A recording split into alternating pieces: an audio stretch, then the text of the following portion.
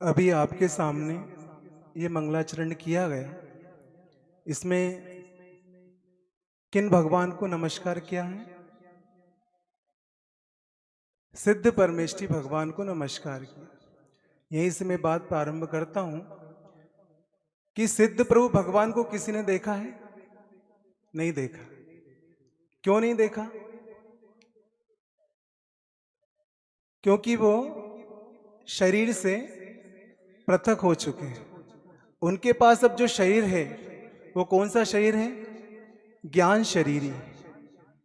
ज्ञान रूपी शरीर में वो विराजमान है ना। संसारी प्राणी के लिए सबसे बड़ा उदाहरण इस विश्व में अगर कोई है, कल्याण का मार्ग अगर प्रशस्त कोई करता है तो वह है सिद्ध परमेष्ठी भगवान। उनको देखकर संसारी प्राणी ये प्रेरणा ले सकता है कि आज तक मैं इस संसार में फंसा हुआ हूं। अनंत काल से ये संसार की परंपरा अविच्छिन्न रूप से चली आ रही है। ना इसका कोई प्रारंभ है, कब से शुरुआत है इसकी कोई बता सकता है? नहीं बता सकता। और इसका अंत भी कब होगा यह भी हमें ज्ञात नहीं है। लेकिन हम आज जिस गति में बैठे हुए हैं, कौन सी गति है? बोलो भैया। मनुष्य गति। इस गति के माध्यम से अभी तक जो अतीत में हुआ है पापमय जीवन हमारा, वो तो हमारे हाथ में नहीं है।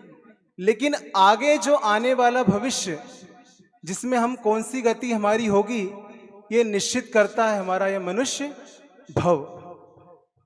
ये मनुष्य भव ऐसा है भैया कि इसमें चारों गतियों के द्वार खुले हुए हैं। आप चाहें तो परिणामों की उत्कृष्टता से संयम को धारण करके मुनि बन करके और अरिहंत पर्वत परमेष्ठी को पाकर के सिद्ध प्रभु बन सकते हैं। सबसे उत्कृष्ट उपलब्धि यह है। उसके बाद अगर आप चाहें तो स्वर्गों के सुख को भी भोग सकते हैं। और परिणामों में अगर निकृष्टता आई या निम्नता आई तो आपको ये परिणाम तिरंच गति भी दिलवा सकते हैं। और अगर निकृष्ट परिणाम हुए, समझते हैं ना निकृष्ट परिणाम, बिल्कुल गिरे हुए परिणाम अगर हुए तो आपको यही गति, इसी गति से आप सीधे नरक की यात्रा भी कर सकते हैं। मतलब चारों गतियों के द्वार इस मनुष्य गति से खुले हुए, इसलिए ये आपके हाथ में है। आचार्य महाराज कहते हैं कि आज तक ये कार्य नहीं हुआ क्योंकि हमने आत्मा और शरीर के बीच में भेद नहीं डाला। सुन रहे हैं आप? आज तक क्या हुआ? शरीर और आत्मा के बीच में भेद नहीं डाला। घर में तो हम भेद डाल देते हैं। कैसे?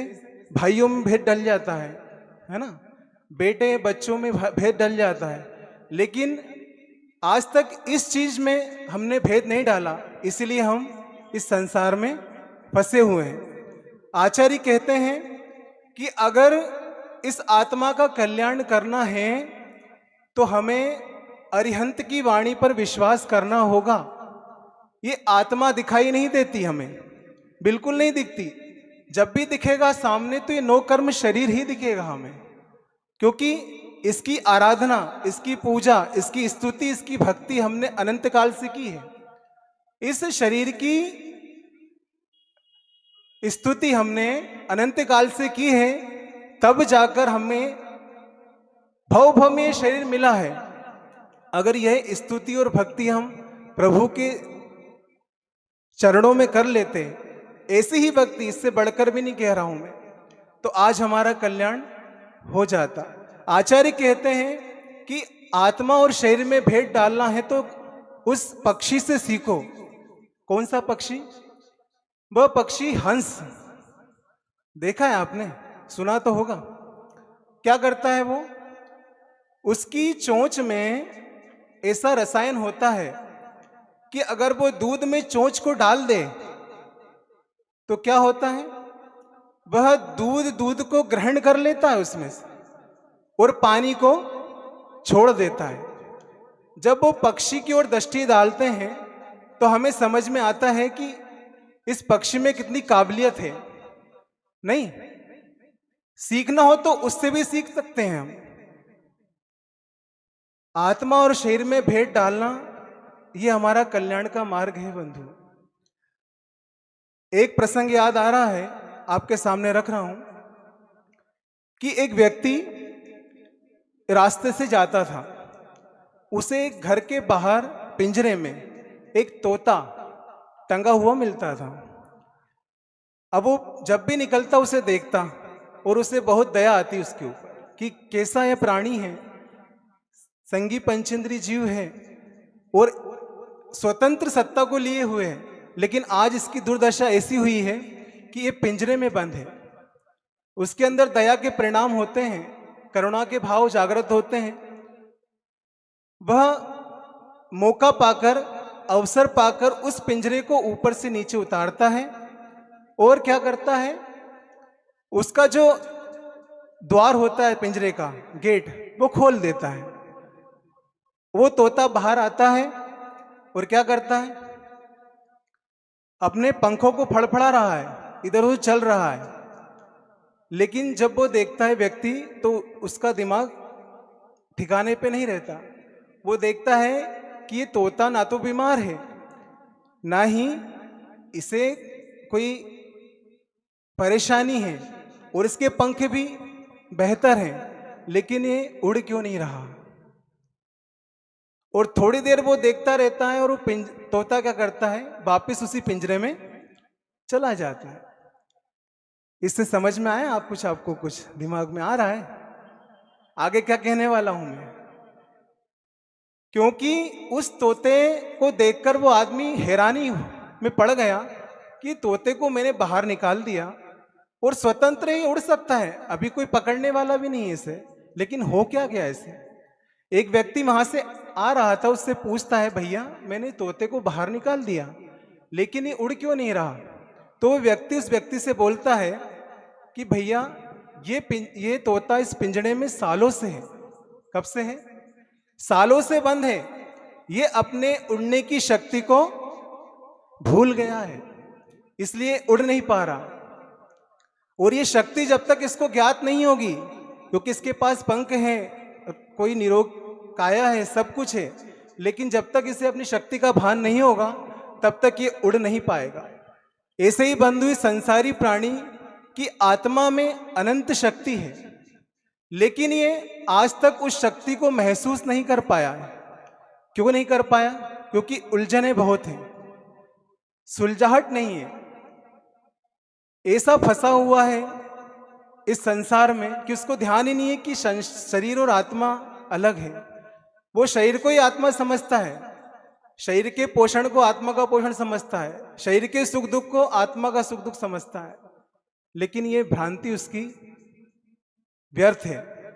बंधु, आचार्य भगवंतों ने बताया है कि आत्मा में ऐसी शक्ति है, और पुराणों में, ग्रंथों में हम सुनते हैं, राजा श्रेणी का उदाहरण आपने पढ़ा होगा कि उसने मुनिराज पर उपसर्ग किया, मरा हुआ सर्प उनके गले में डाल दिया, भयानक चींटी उस सर्प में लगी और मुनिराज के शरीर को खोखला कर रही, लेकिन मुनिराज ध्यान से नहीं डिगे, क्योंकि वो जानते थे कि ये शरीर अलग है और आत्मा अलग है।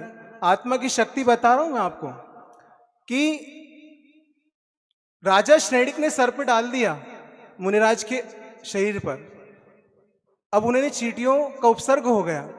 उस कर्म के कारण, जब उसने कर्म किया तो उस कर्म के कारण उससे कर्म का बंध हुआ। कौन सा कर्म बंधा उसे? 7वें नर्क का कर्म बांध लिया उसने। 7वें नर्क का द्वार खोल दिया उसने एकमात्र परिणाम से। अपन को दिमाग में आता है कि भैया कोई बड़ा काम नहीं किया उसने, इतना किसी का खून नहीं किया, एक घात नहीं किया, मारा नहीं किसी को, इतना ही किया, लेकिन इतने से परिणाम ने उसने 7वें नरक का बंद कर लिया। और जब उसको भान हुआ रानी चेलना ने समझाया, उसको बुद्धि आई, ज्ञान आया, तो उसने वही उपसर्ग दूर किया और उसके इतने निर्मल परिणाम हो गए उस समय कि उसे परिणामों के माध्यम से उसने क्षयिक सम्यक्त्व को प्राप्त कर लिया। किसको? आपके पास सम्यक्त्व है? नहीं है? भगवान की पूजा वूजा नहीं करते हैं, सम्यक्त्व ऐसा नहीं कह सकते नहीं है।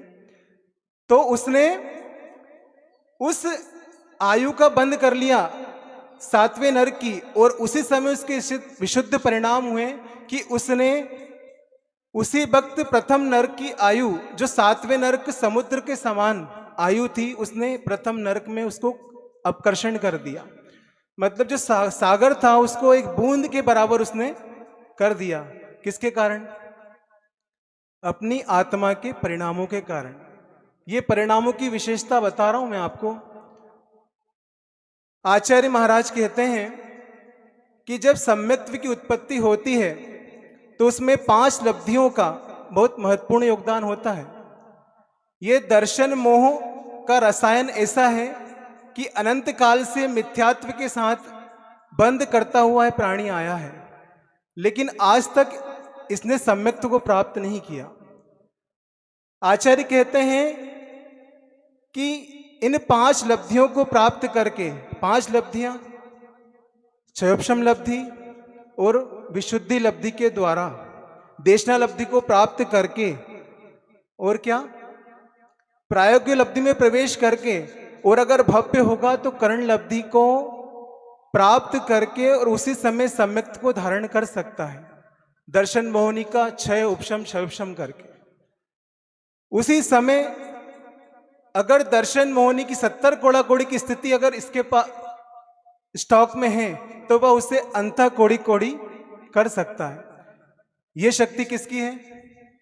आत्मा की ही शक्ति है बंधुओं। ये आत्मा के पास ये शक्ति है कि जो नरकों से निकालकर स्वर्गों में, स्वर्गों से निकालकर मोक्ष में विराजमान कर देती है। और सम्यक दर्शन ऐसी वस्तु है जो एक बार प्राप्त हो जाए तो अनंत संसार का अंत कर सकता है व्यक्ति, है ना। ये बहुत ही इस काल में दुर्लभ है बंधु। आज तक हमें ये भान नहीं हुआ कि भगवान की स्तुति हम पूजा कर रहे हैं, लेकिन किस लिए कर रहे हैं, है ना। हमें एक डेली रूटीन सा बन गया कि मंदिर जाना है, अभिषेक पूजा करना है, घर आकर वही अपना जो व्यापार व्यवसाय है, धंधा है, उसी को अपन रेगुलर करेंगे। लेकिन उसका उद्देश्य क्या है ये हमें समझ में नहीं आता। कर रहे हैं लेकिन किस लिए कर रहे हैं? आचार्य महाराज बता रहे हैं कि भगवान की स्तुति से अनंत सुख मिल सकता है।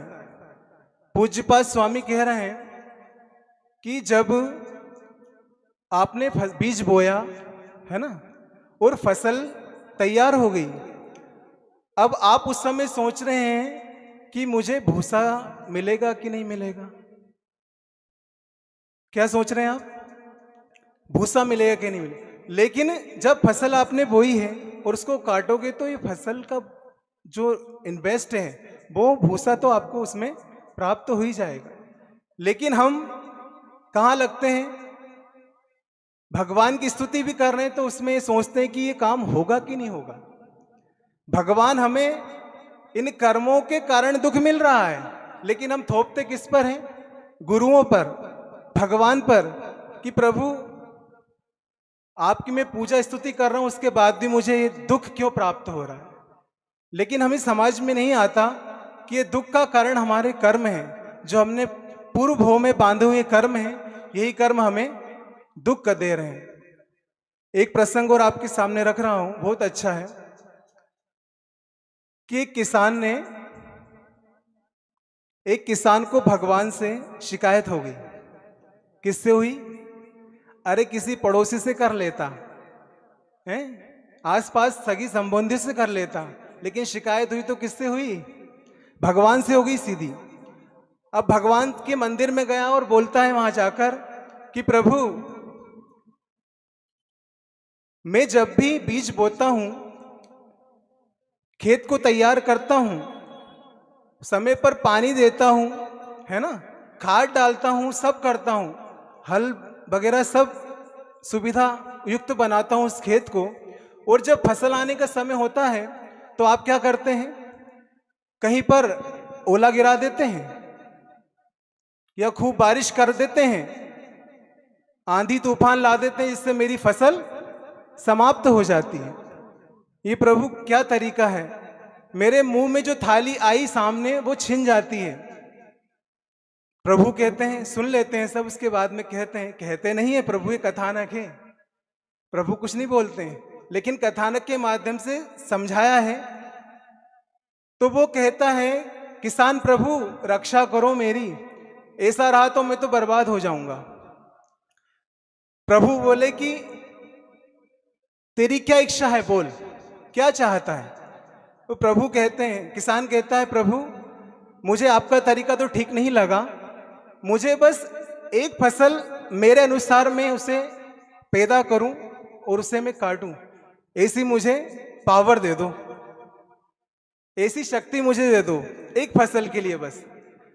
प्रभु ने कहा तथास्तु, जो बोला है वो होगा, ठीक है, दिया। अब खुशी खुशी उछलते कूदते किसान आया अपने खेत पर, उसने फिर से अपना खेत बराबर किया, अच्छी अच्छी क्वालिटी का बीज बोया, खूब मेहनत की, खेत को तैयार किया, फसल पानी भी दिया, खाद समय पर दिया, जो भी उसको तैयारी करनी थी सब कर ली। फसल बड़ी हुई और बालियां भी आ गई उसमें, और फसल क्या हुई, लहलहाने लगी। इधर फसल लहलहाई, उधर किसान लहलहा गया। किसान के मन में लड्डू फूटे कि प्रभु देखो, प्रभु को तो कोई बुद्धि नहीं है, भगवान से बोल रहा है वो वहीं पर कि क्या करते हैं, देखो मेरे तरीका देखो, मैंने इस फसल को तैयार किया तो कैसी लहलहा गई फसल। ठीक है, अब मजा अब आएगा। वो तैयार किया उसने और फसल पक गई, और जब निकलने का समय आया तो फसल में जो बालियां थी उसमें दाने नहीं थे, पूरा भूसा ही भूसा उसका निकला। अब वो दौड़ते हुए दिमाग उसका खराब हो गया। अब उसे याद आए कौन, प्रभु। वो दौड़ता फिर गया मंदिर में, भगवान के पास गया, एक श्रीफल लेके गया, हाथ जोड़े, भगवान मुझे बचाओ, मुझे बचाओ। भगवान ने कहा क्या हुआ, उन्हें तो सब पता है क्या हुआ, क्यों इतने हताश हो, निराश हो। तो किसान बोला, प्रभु आपसे कुछ नहीं छुपा, आपसे मैंने फसल का जो पावर लिया था, शक्ति ली थी कि मैं मेरे अनुसार फसल को उगाऊंगा, सब किया मैंने, सारी चीज की, उसको धूप भी लगने नहीं दी, उसको ओला पानी से बचाया, उसको पानी भी ज्यादा नहीं दिया, जितना आवश्यक था उतना ही दिया, लेकिन फिर भी मेरी फसल के दाने क्यों नहीं आए, प्रभु बताइए। तो प्रभु कहते हैं थोड़ी सी मुस्कुराहट के साथ, क्या कहते हैं कि भैया तूने खेत तैयार किया, बीज बो दिया अच्छी क्वालिटी का, पानी भी दिया, खाद भी दिया, सब कुछ दिया तूने, लेकिन एक गलती की, उस फसल को तूने जूझने नहीं दिया। जो फसल में लड़ने की क्षमता थी, किससे, जो ओला में गिराता था मतलब उस समय मानसून के द्वारा, या जो अकाल पड़ता था, बाढ़ आती थी, उस समय वह फसल उस चीज से जूझती थी, उस समस्याओं से, उस दुख से वो जूझती थी, इसलिए वह फसल ऐसी निखर के सामने आती थी, एक एक दाने खनखनाहट के साथ बचते थे। लेकिन तूने सब विपरीत कर दिया, इसलिए ये हालत तेरी हुई है। अब किसान ने हाथ जोड़े, प्रभु अब मैं तो आपको ही सौंपता हूं, मेरी अगली फसल अच्छी आए, क्योंकि दुख के दिनों में ही बंधुओं प्रभु याद आते हैं।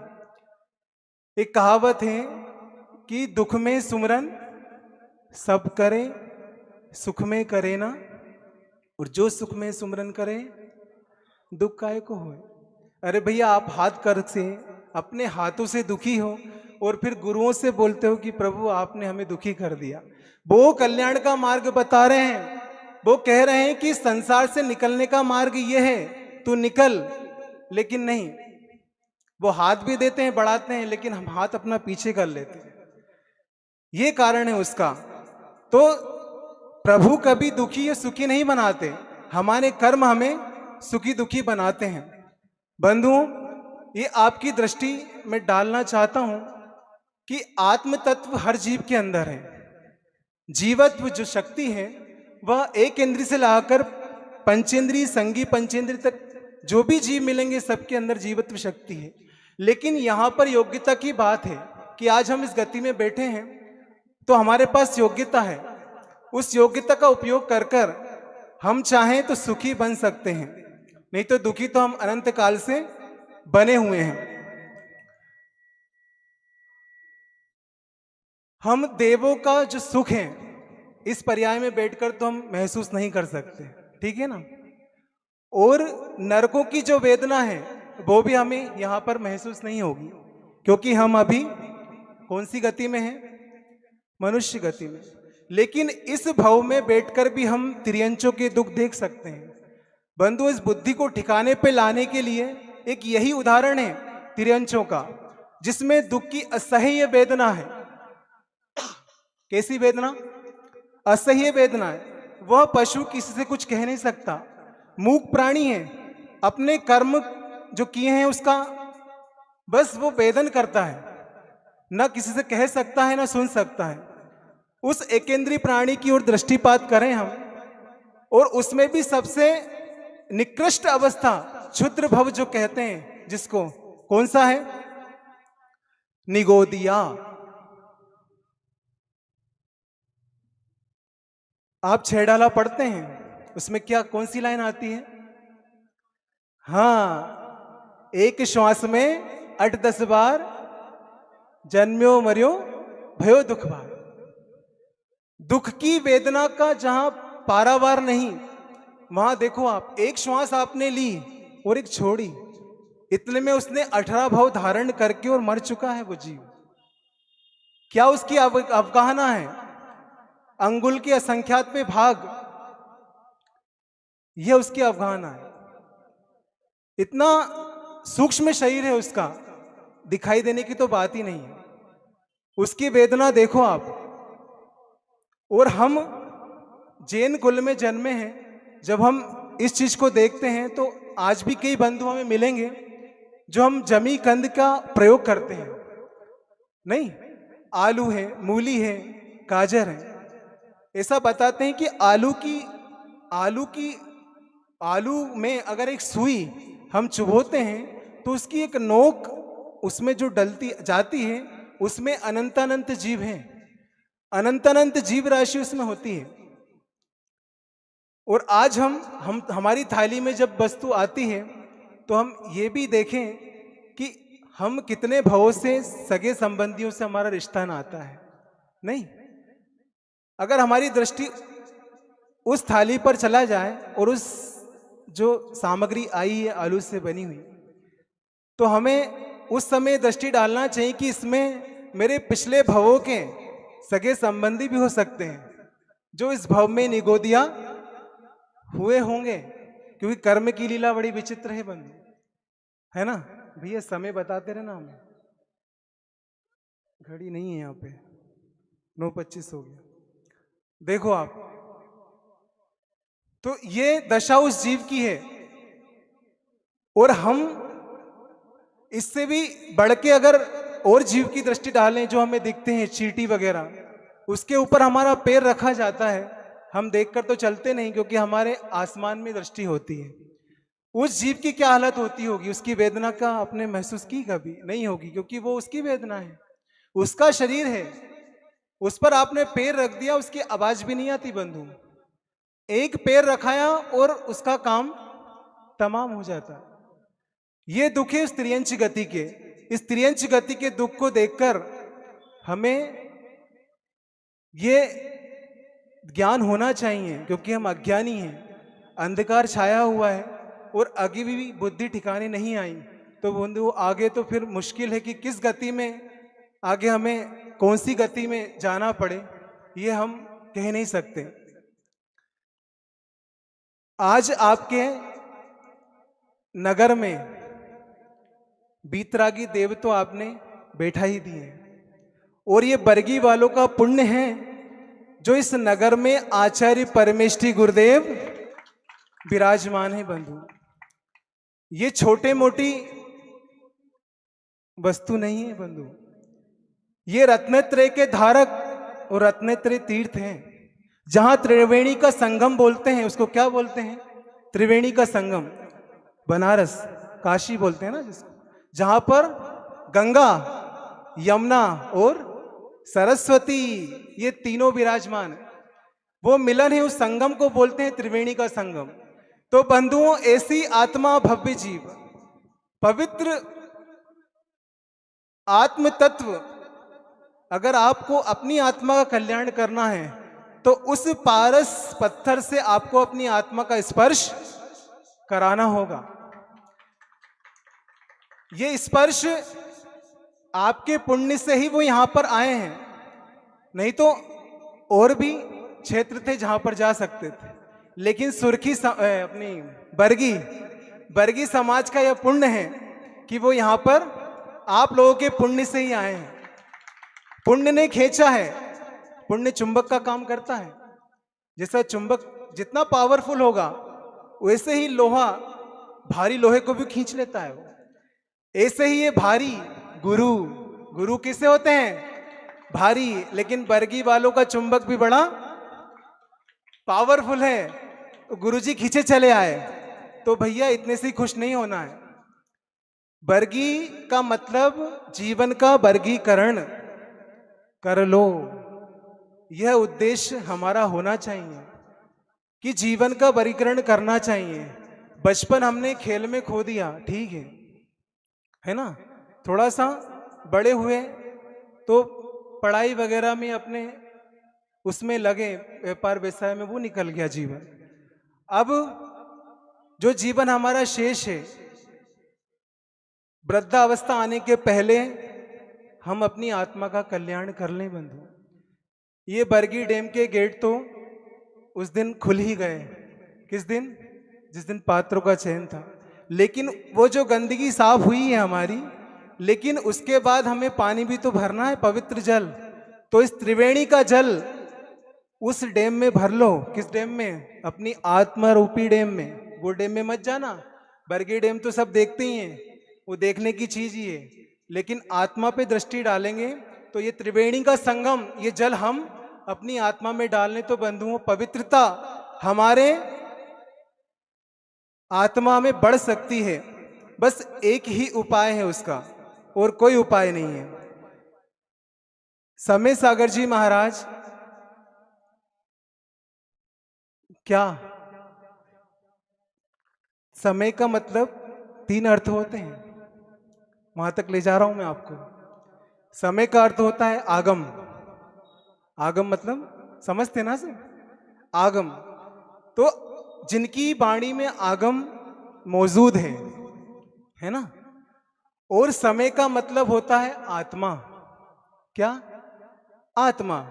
तो उस आगम, जो गुरु आगम के अनुसार वाणी से जो बोल रहे हैं, उस वह वाणी हमारे कर्णों से हमारी आत्मा तक पहुंचे।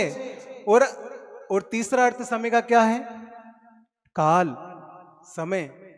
इस काल में हम बैठे हैं, ऐसा दुर्धर काल है ये, पंचम काल, जिसमें आत्मा की चर्चा तो अभी आपको सुनने को मिल रही है, क्योंकि ऐसे गुरु हमारे पास हैं बंधुओं।